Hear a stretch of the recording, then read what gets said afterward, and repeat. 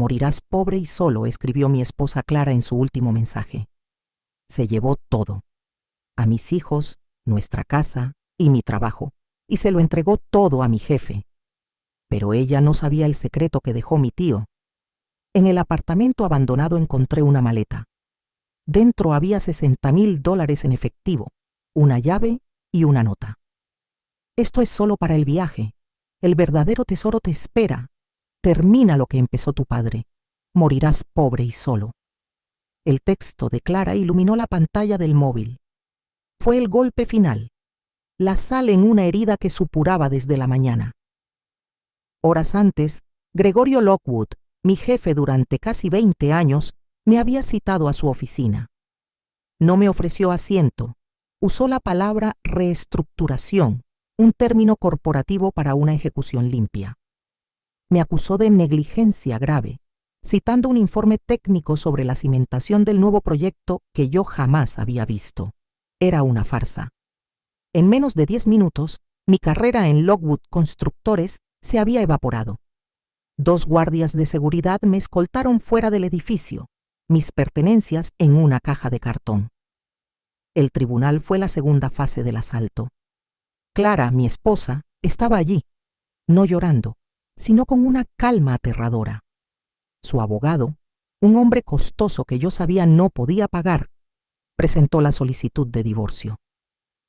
El juez Roldán, un hombre conocido por sus rápidas decisiones favorables a Lockwood, apenas levantó la vista de sus papeles. Clara testificó sobre mi repentina inestabilidad tras el despido, insinuando un comportamiento errático que ponía en riesgo a nuestros hijos. Gregorio, presente como testigo de carácter, corroboró su historia. Habló de mi reciente falta de profesionalismo. Era un teatro perfectamente orquestado. En menos de una hora, una orden de alejamiento me separaba de mis hijos, Diego y Sofía. La casa, el auto, las cuentas bancarias, todo quedaba congelado o bajo el control de ella, hasta que se aclarara la situación. Mi único refugio fue el departamento abandonado de mi tío Emilio, fallecido hacía casi un año. Estaba en un edificio viejo en el centro de la ciudad, un lugar que olía a polvo y soledad. No había electricidad. La única luz entraba por una ventana sucia, iluminando muebles cubiertos con sábanas. Me dejé caer sobre un viejo sofá. El sonido de un resorte roto fue el único ruido que rompió el silencio opresivo. Lo había perdido todo. Estaba en cero. La rabia me impedía quedarme quieto. Necesitaba moverme, hacer algo para no colapsar. Comencé a ordenar el caos de cajas y papeles que mi tío había dejado. Emilio siempre fue un hombre reservado, paranoico según algunos.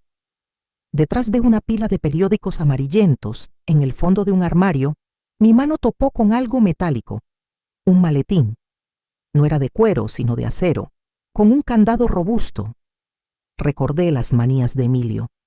Busqué alrededor y, tal como él solía hacer, encontré la llave pegada con cinta adhesiva debajo del estante superior.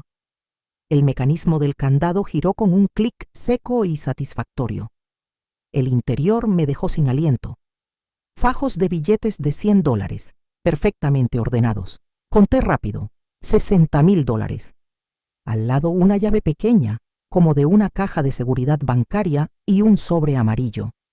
Dentro del sobre una nota manuscrita. Reconocí la letra temblorosa de Emilio. Mateo, si estás leyendo esto, significa que finalmente lo hicieron. Te lo quitaron todo. Vinieron por ti, tal como vinieron por tu padre. Mi respiración se detuvo. Mi padre, Daniel, murió hacía 20 años en lo que siempre se reportó como un trágico accidente de andamio en un proyecto de Lockwood. La nota continuaba. Te han vigilado durante años. Clara no fue una casualidad.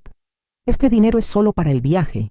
La verdadera fortuna, nuestra justicia, está esperando en la vieja finca de Oaxaca. Usa esta llave allí.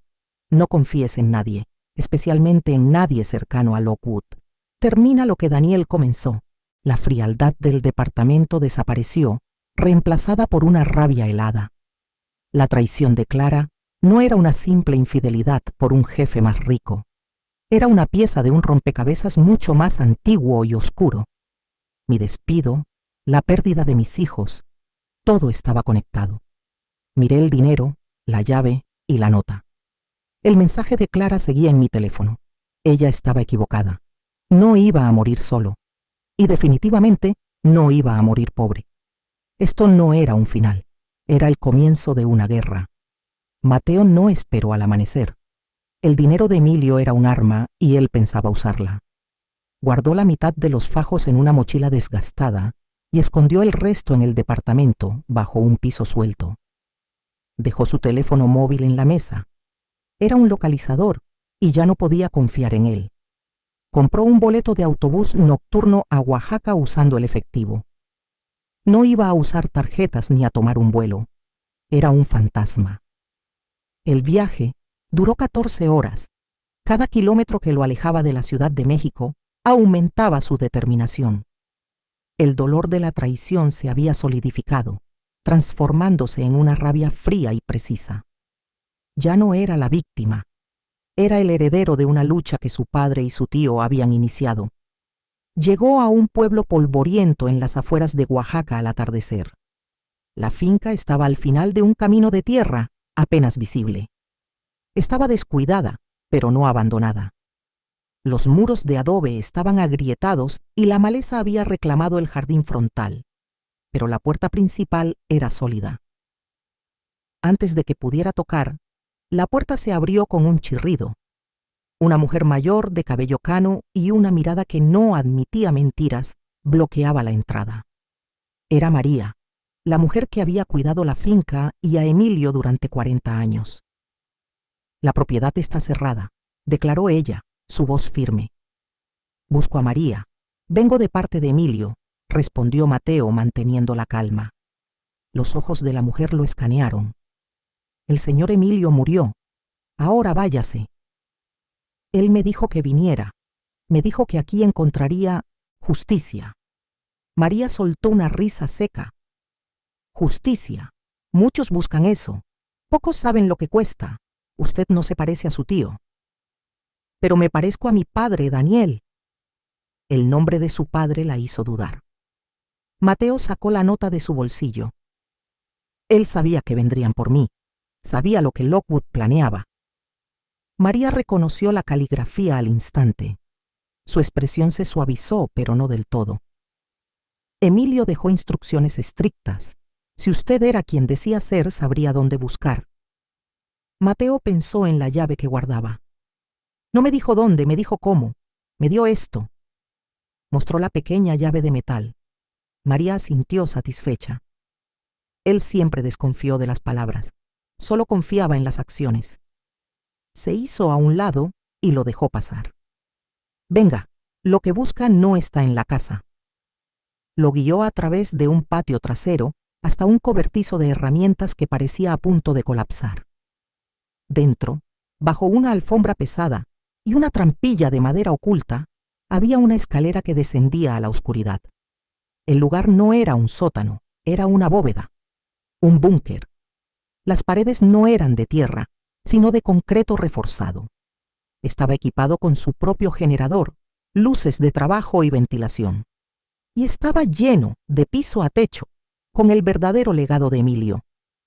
Archivadores metálicos se alineaban en una pared, meticulosamente etiquetados. Lockwood, contratos 80s, accidente Daniel Che. Sobornos, juez Roldán, Clara B. La pared opuesta era un enorme tablero de corcho, cubierto por un mapa de conexiones que unía a Gregorio Lockwood con jueces, políticos y sindicatos.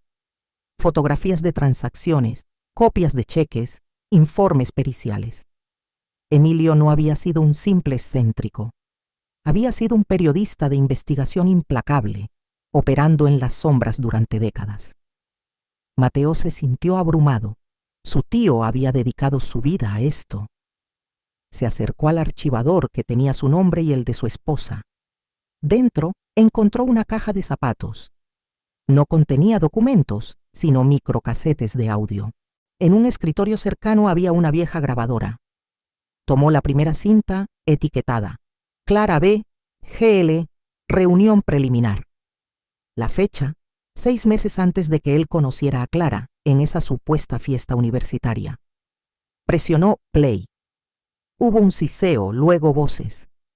Una era inconfundible, la de Gregorio Lockwood, 20 años más joven, pero con la misma arrogancia.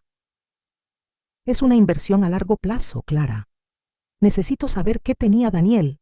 Sus informes de seguridad desaparecieron tras el accidente. Si Mateo tiene copias, podrían destruirnos. Y entonces, la voz de ella, joven, ansiosa, pero calculadora. ¿Y si no tiene nada? ¿Si solo es un ingeniero más? Entonces te aseguras de que siga siéndolo, respondió Gregorio. Haz que se enamore. Cásate con él. Tendrás todo lo que quieras. Solo necesito tus ojos y oídos dentro de esa familia. Necesito que encuentres cualquier cosa que su padre haya dejado. 15 años. Es mucho tiempo, replicó ella. La paciencia es la clave del poder, querida, y el pago será generoso. Mateo detuvo la cinta. El aire en el sótano se volvió denso, irrespirable. Su matrimonio, su amor, sus hijos, todo había sido un contrato de negocios, una operación de infiltración que había durado más de una década. Clara no lo había traicionado la semana pasada. Lo había traicionado antes incluso de darle la mano por primera vez. El sonido de la cinta al detenerse resonó en el búnker como un disparo. La revelación no destrozó a Mateo, lo forjó. El dolor se transformó en un hielo quirúrgico. Cada recuerdo de su vida con Clara, cada risa, cada cena familiar, cada momento de supuesta intimidad, se reconfiguró instantáneamente como una escena de un largo y meticuloso engaño. Dejó la caja de las cintas. Su matrimonio era un fraude, pero era solo un síntoma. La enfermedad real estaba en los archivos de su padre. Se movió hacia el archivador etiquetado como Accidente Daniel H. Dentro no había recortes de periódico, sino un informe pericial independiente que Emilio debió haber encargado en secreto. El documento, denso y técnico, detallaba fallos estructurales en el andamio que no eran consistentes con el desgaste normal. Las soldaduras clave habían sido debilitadas químicamente. Un segundo informe detallaba la desaparición de un supervisor de turno la misma noche del accidente. No fue negligencia, fue un asesinato. Impulsado por esta certeza, Mateo pasó al siguiente objetivo: sobornos, juez Roldán. Encontró copias de transferencias bancarias a una compañía fantasma en las Islas Caimán, que luego redirigía fondos a una cuenta vinculada a la esposa de Roldán. Los pagos coincidían con fechas de fallos judiciales inexplicablemente favorables a Lockwood. El expediente del alcalde Herrera era aún más descarado. Permisos de construcción aprobados en tiempo récord, informes de impacto ambiental convenientemente perdidos y contratos de infraestructura de la ciudad otorgados a subsidiarias de Lockwood sin licitación pública. Era una red de corrupción que había mantenido a Gregorio Lockwood intocable durante décadas. Pero faltaba la pieza central. ¿Por qué asesinar a su padre? ¿Por qué orquestar una infiltración de 15 años en su vida? La respuesta tenía que estar en el proyecto más reciente de Lockwood, el mismo en el que Mateo trabajaba antes de ser despedido. Buscó un archivo más nuevo, etiquetado como Proyecto Centinela. Dentro no había reportes financieros ni planos de ingeniería. Había algo mucho más valioso. Algo que hizo que la sangre de Mateo hirviera. Eran los títulos de propiedad originales. La verdadera fortuna. Los documentos demostraban que los vastos terrenos donde Lockwood planeaba construir su megaproyecto multimillonario no le pertenecían. Legalmente, pertenecían a una antigua comunidad ejidal que había sido disuelta por la fuerza hacía 30 años. Pero Emilio había localizado a los descendientes y, a través de una compleja maniobra legal, había asegurado los derechos de la tierra en un fideicomiso. Esos derechos ahora, por sucesión, le pertenecían a Mateo. Gregorio estaba construyendo un imperio sobre cimientos robados. Su padre, Daniel, como ingeniero jefe de seguridad en ese entonces, debió haberlo descubierto, y por eso lo silenciaron. Mateo ahora entendía el pánico de Gregorio. Si estos documentos salían a la luz, Lockwood Constructores no solo se enfrentaría a demandas, colapsaría en la bancarrota. En el escritorio de Emilio, debajo de una radio de onda corta, había un teléfono satelital. Al lado, una libreta de contactos. Solo había 3 nombres. El primero era Agente Rosa Vega, Federal. La anotación de Emilio al lado era simple: honesta. Mateo marcó. La voz al otro lado fue cautelosa. Habla Vega. Agente Vega, mi nombre es Mateo H. Soy el sobrino de Emilio. Él está muerto. Hubo un silencio. Conozco a Emilio. Siempre pensé que estaba loco. Estaba en lo correcto, dijo Mateo. Tengo todo. El caso Lockwood completo, el asesinato de mi padre, los sobornos a Roldán, y tengo el proyecto Centinela. Otro silencio, esta vez cargado de intensidad. ¿Dónde está usted? Traiga esos archivos a mi oficina en la capital, inmediatamente. No, es demasiado grande. Si me muevo, estoy muerto. La red es profunda, usted no sabe quién vigila. Tiene que venir aquí, sola y limpia. Le enviaré las coordenadas. Antes de que Vega pudiera protestar, Mateo colgó. Sabía que ella vendría. La carnada era demasiado grande. Mientras aseguraba el búnker, escuchó un ruido arriba. La voz de María, tensa. Subió la escalera. Un hombre con un traje caro estaba en la entrada de la finca, entregándole a María un fajo de papeles. Embargo por deudas pendientes del señor Emilio. La propiedad será subastada en 48 horas, decía el abogado. María vio a Mateo. Señor, este hombre... Mateo tomó los papeles. Eran documentos legales falsificados, pero efectivos, firmados por un juez sustituto de Roldán. Gregorio había reaccionado. Había descubierto que Mateo había desaparecido de la red y, presa del pánico, estaba intentando tomar la finca para encontrar lo que fuera que Emilio ocultaba. Mateo miró al abogado. El hombre lo observaba con superioridad. «Soy Mateo, el heredero legal», dijo Mateo con una calma que helaba. «Entonces sabrá que debe desocupar la propiedad», replicó el abogado.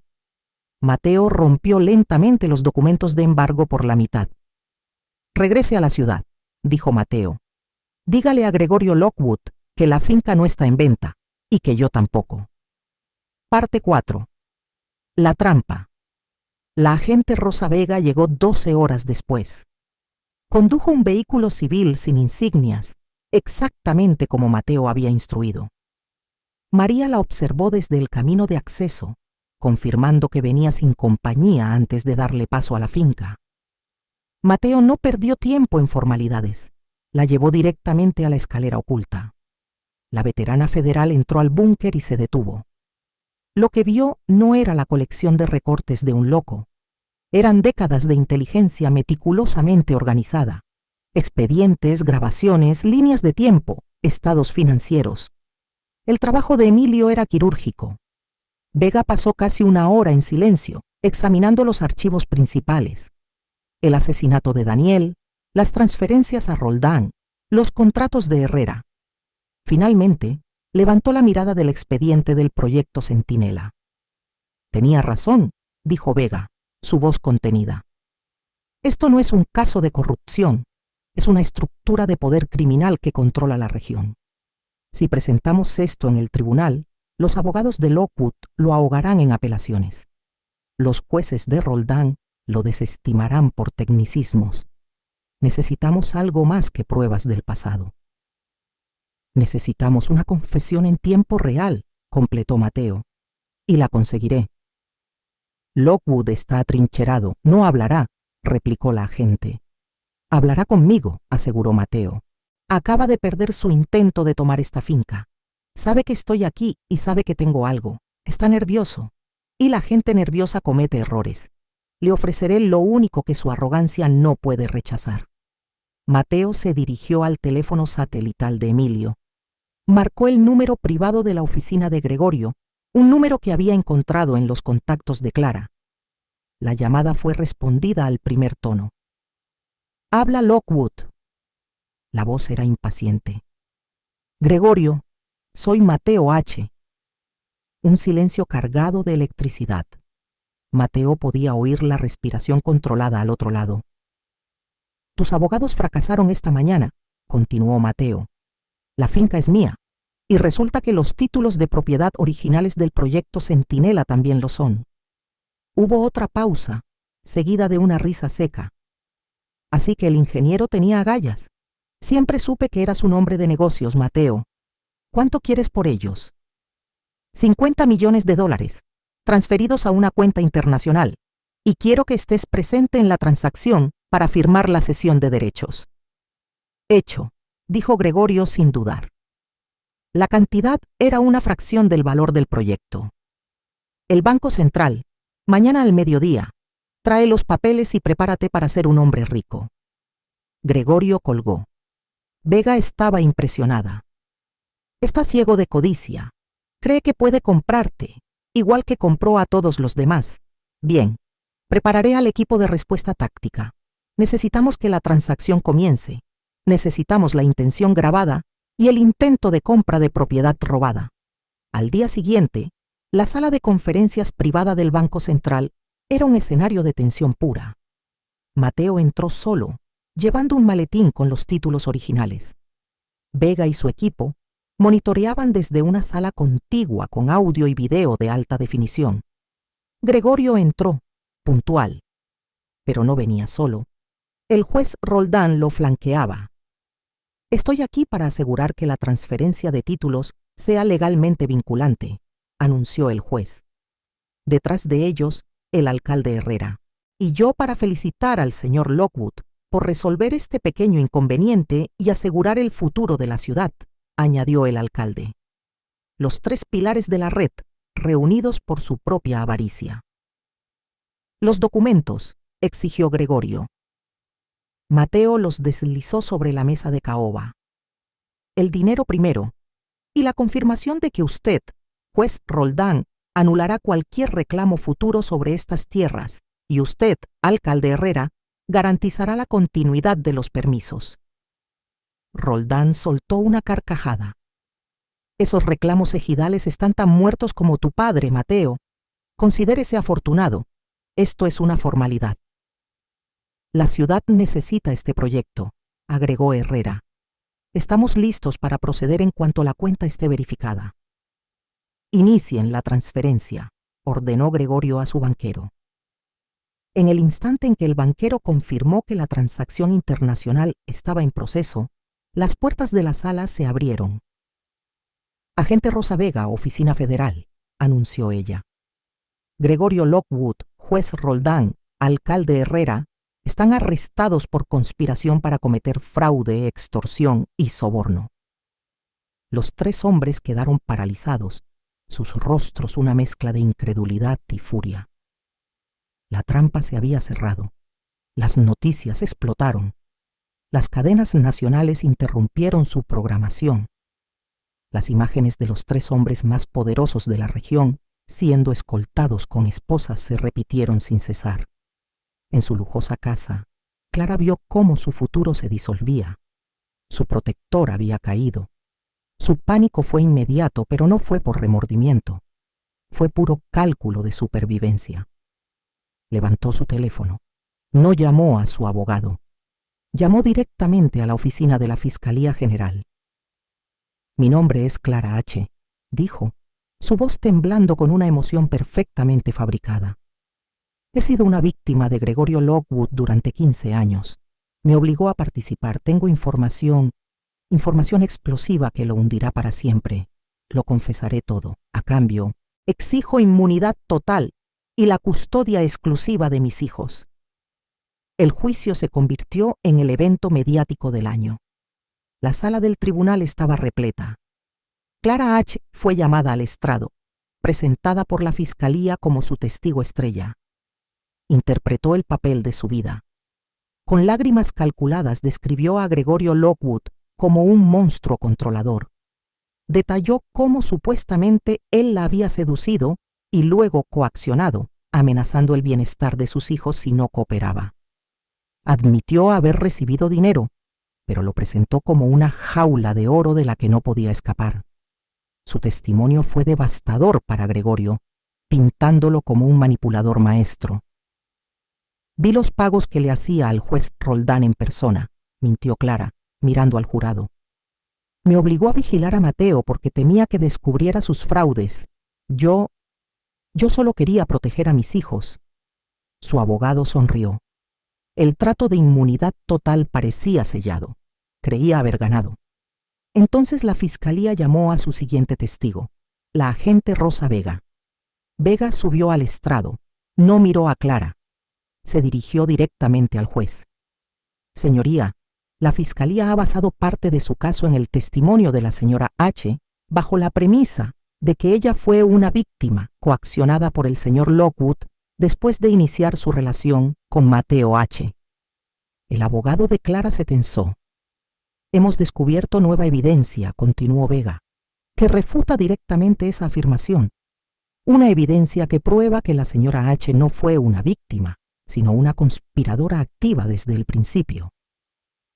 Vega colocó la vieja grabadora de microcasetes de Emilio sobre la mesa de pruebas.